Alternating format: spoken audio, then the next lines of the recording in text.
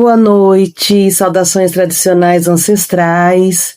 Sou eu aqui mais uma vez, Yalorixá Adriana de Omolu, coordenadora nacional de mulheres do Fórum Nacional de Segurança Alimentar e Nutricional dos Povos Tradicionais de Matriz Africana, para mais uma série de encontros para que a gente possa conversar sobre um projeto de lei que é extremamente importante para os povos tradicionais de matriz africana, que é o projeto de lei Makota Waldina, já citado em nossos encontros anteriores, né, que se trata do marco conceitual e legal dos povos tradicionais de matriz africana.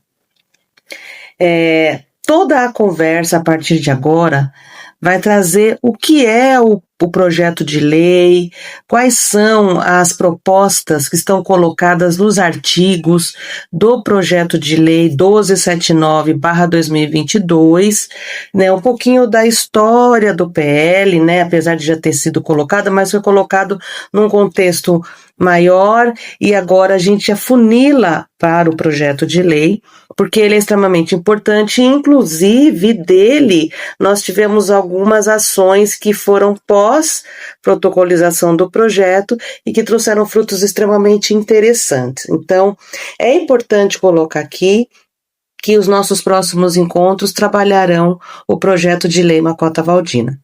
Mas hoje eu também estou aqui para dizer, né, de diversas questões. A primeira delas é a denúncia do que foi a Conferência Estadual de Igualdade Racial, né, com muitos problemas como a não viabilização de delegados e delegadas do interior do estado de São Paulo para a participação. Então, os municípios, as regiões realizaram as suas conferências, porque é o trâmite, conferências municipais, onde tem uma organização, onde tem uma organização regional, você sai das municipais com delegados e delegadas e delegados e vai para as regionais, onde existe, que a gente também conhece como intermunicipais. As intermunicipais afunilam um pouco mais para delegados, delegadas e delegados, né, garantindo representações, né, de todos os municípios que compõem aquela intermunicipal, ou pelo menos daqueles delegados, delegadas e delegados que foram eleitos ali a partir do número de delegadas, delegadas e delegados que está proposto nos documentos oficiais que norteiam, né, que suleiam, né, as conferências, desde a nacional para todas as instâncias, né, para estadual, e aí esses delegados, delegadas e delegados vão para a estadual.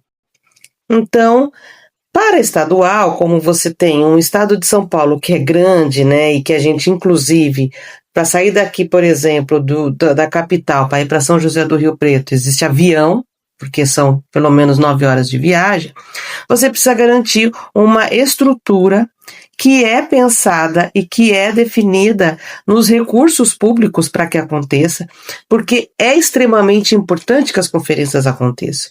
É o espaço de participação social extremamente importante para a construção de políticas públicas que incidem diretamente na vida das pessoas pelo bem viver.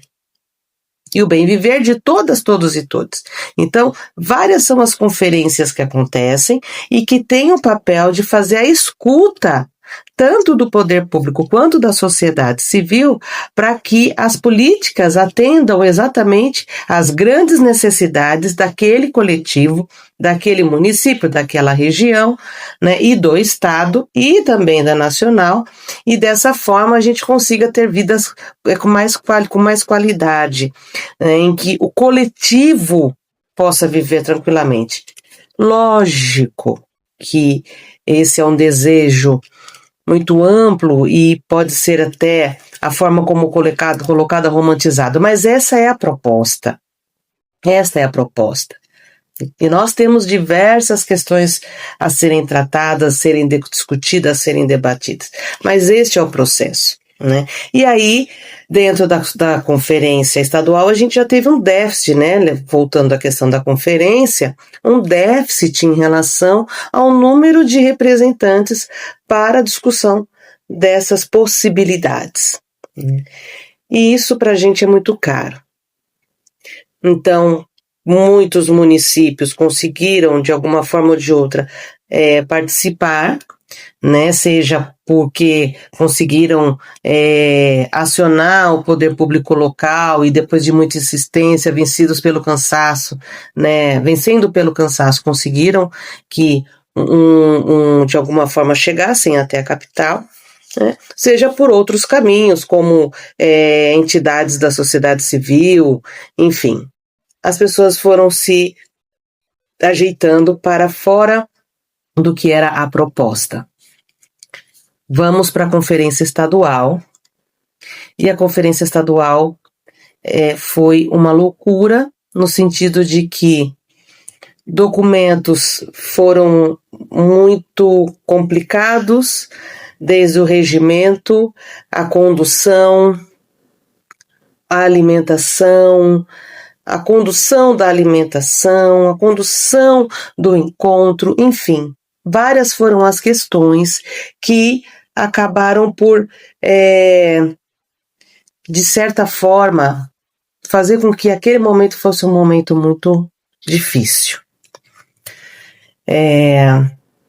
Foram 2 dias de encontro e foram 2 dias de encontro muito, muito, muito tensos, né? Difíceis no sentido de que pensar e discutir propostas não foi uma coisa tranquila, mas que acabou nos fazendo refletir sobre realmente que olhar se tem para a população negra do Estado.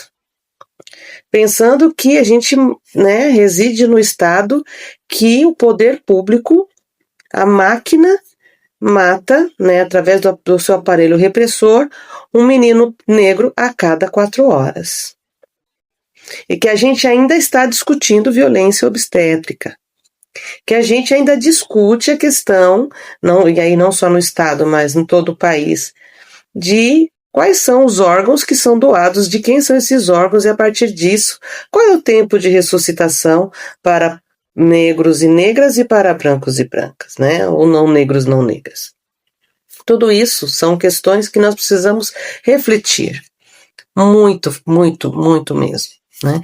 E aqui não é para se criar um apartheid, aqui é para a gente fazer uma reflexão sobre branquitude e negritude, num país que é o último a abolir a escravidão. Enfim, foram processos extremamente difíceis e que ainda reverberam, já que o Estado também se mostra resistente a garantir, de certa forma, as condições para que delegados, delegadas e delegados cheguem à nacional.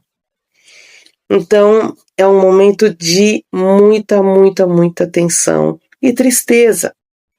Por quê? Vamos lá, retomando. Eu começo falando o que são as conferências, a importância delas e o quanto, né, eu estava animada falando desse processo. E aí a gente vai para as vias de fato, e os processos são extremamente dolorosos e difíceis e sofríveis. Então, essa é uma denúncia, é um lamento, um desabafar com todos e todos que possam vir a ouvir esse podcast, né? Que é o quanto que os nossos corpos territórios, o quanto que esse corpo território que é sagrado, que não se trata somente de mim, se trata de mim, da minha mãe, da minha avó, da minha bisavó, da minha tataravó e assim por diante, ou seja, de minhas ancestrais, sofre com esses processos, né, de exclusão, de violência, de invisibilidade, de discriminação, de racismo, de machismo, o quanto sofre para conseguir fazer com que processos democráticos, processos de escuta aconteçam e que as nossas vozes sejam ouvidas a partir de nossas dores e necessidades, para que se transformem em processos políticos, em políticas públicas que possam garantir a nossa existência com dignidade. Então, é um momento para se pensar. Para além dessas questões que estão colocadas, várias são as situações que nós vivemos e que pede um olhar atento para as questões que estão colocadas, agora retomando a questão de povos tradicionais de matriz africana, do quanto essa população, que diga-se de passagem, é exatamente o povo que mantém vivo o legado daqueles que aqui foram aportados através do holocausto da escravidão, através do tráfico de seres humanos. Somos esse povo que ainda mantém essa ancestralidade, esse legado, essa memória ancestral, né, viva, vivificada, vivificante. E esse povo que mantém esse legado, essa memória ancestral viva, vivificada e vivificante, é um povo que o tempo todo é colocado em estado de exclusão, de invisibilidade, de silenciamento e de esquecimento, seja pelas políticas, né, de todas as formas, seja pelos povos que olham para nós e não nos entendem como tal, né?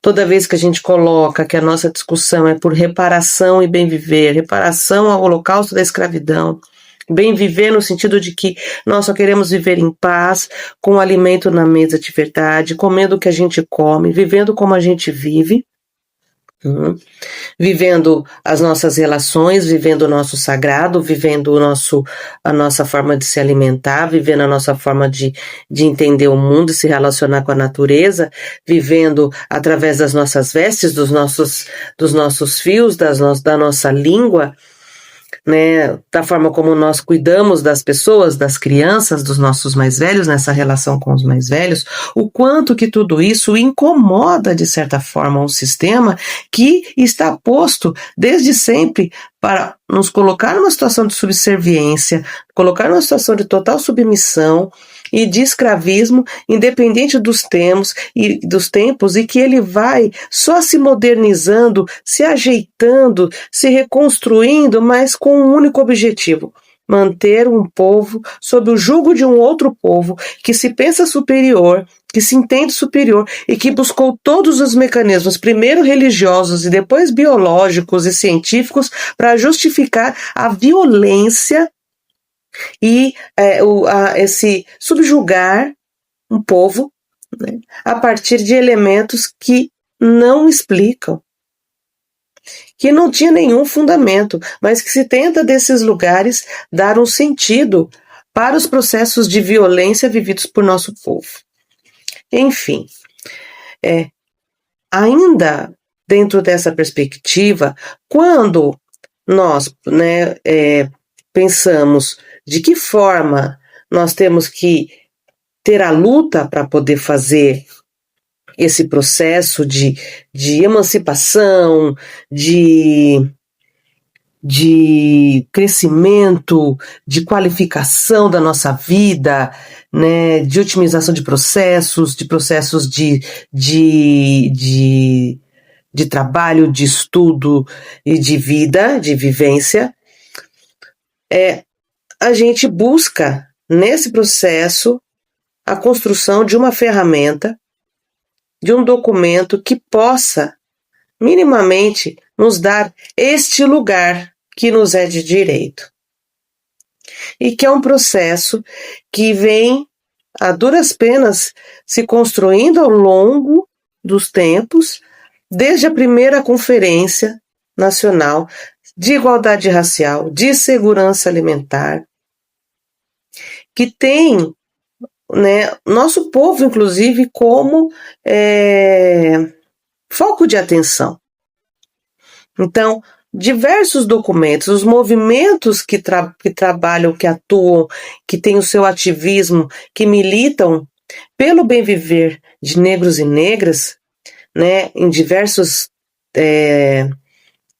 campos de luta, né, discutem e criam documentos como a Lei CAO, como o Estatuto da Igualdade Racial, e que traz a questão racial para dentro das políticas de moradia, de saúde, de educação, de mobilidade urbana, de moradia, né, de segurança pública, e que vem com o lema "parem de nos matar". Então, toda essa discussão, ela não considera, neste momento, porque várias são as urgências, esse povo que mantém esse legado. Por quê? Porque, do ponto de vista da religião, nada havia a ser discutido.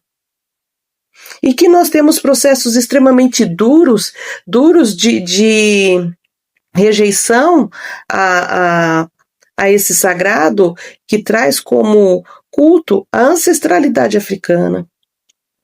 Vale lembrar que o apartheid não é criado pelos negros e negras, porque em nunca em nenhum momento separar foi uma possibilidade.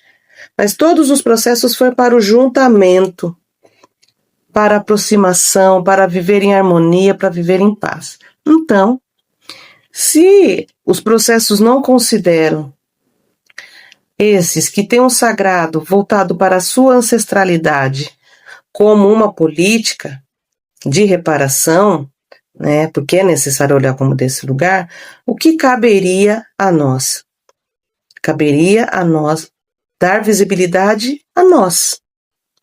E ao dar visibilidade, não desse lugar da religião, trazer a discussão do abate tradicional, trazer a discussão da medicina tradicional africana, trazer para dentro a alimentação, o matriarcado e a forma como a gente discute terra, território e territorialidade. E desse lugar, que cabe tudo isso que eu coloquei aqui, também trazer a discussão de segurança pública, né? E outras discussões como a participação nos processos de controle social, em programas que têm como público-alvo a população negra. Então, de que forma nós nos organizaríamos para isso? E aí que, a partir da Teia Nacional Legislativa e Frente Parlamentar, e já foi explicado em encontros anteriores, se constrói um projeto de lei, né, que pensa isso a partir desse povo. Mas não só pensa a política, mas traz um marco conceitual. Tá, e que documentos, lembram os documentos que embasam essa construção? Convenção 69 da OIT, Decreto 6040, que traz a elaboração do primeiro Plano Nacional de Desenvolvimento Sustentável dos Povos Tradicionais de Matriz Africana, e tudo que vem a partir disso enquanto uma discussão. Quando se faz a construção do documento, vale lembrar que parlamentares apresentam, né, esse documento, constroem o documento a partir da escuta sensível às demandas do nosso povo. E constrói esse documento e num grande seminário nacional de povos tradicionais de matriz africana, um seminário nacional conceitual, protocoliza o PL. E esse PL, neste dia do grande seminário, nesses dias do grande seminário, é ovacionado carinhosamente como o PL Makota Waldina. Então, no próximo encontro, é importante também que eu traga quem foi Makota Waldina e por que o nome dela, dessa mulher negra da tradição de matriz africana que sempre se assumiu desse lugar e que contribuiu tanto para a educação e para outros campos da luta, trazer um pouco de quem ela era, quem ela foi, né? E o quanto que foi importante esse momento de nomear o PL. E a partir daí, fazer uma discussão do que é o PL e o que ele traz em seus 34 artigos. E também quem são os deputados e deputadas que assinam como coautores e coautoras deste documento que é tão importante para nós. Mas isso já é uma conversa para o nosso próximo encontro, né? Para continuar no próximo encontro. De qualquer forma, eu estou muito contente de estar aqui novamente. Um grande beijo a todas, todos e todas. Até mais!